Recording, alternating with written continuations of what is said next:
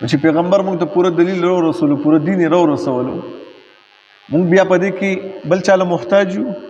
قطعا نه یو محتاج نه پکې امامانو ته محتاج یو نه پکې مولیانو له محتاج یو نه پکې شیخانو ته او نه پکې پیرانو ته که چېرته پیر صاحب امام صاحب شیخ الحدیث صاحب شیخ صاحب مفتی صاحب خبره موږ ته کوله او د قرآن او د حدیث سره موافقه وه د الله او د نبی صلی الله علیه وسلم د خبرې سره موافقه وه موږ به په سر سترګو باندې منو او که موافقه نه وه مخالفه وه بس ګزارو بیا هغه بیا دین نه دی دین نشي کېدلی کومه خبره چې د نبی صلی الله علیه وسلم د طرف نه موږ ته نه را رسېدلې هغه دین نشي کېدلی دین نه دی ځکه الله رب العالمین موږ ته محمد رسول الله صلی الله علیه وسلم را لېږلی دی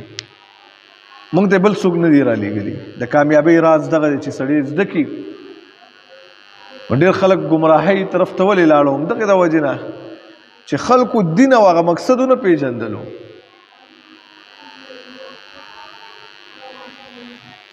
نو الله وی برهان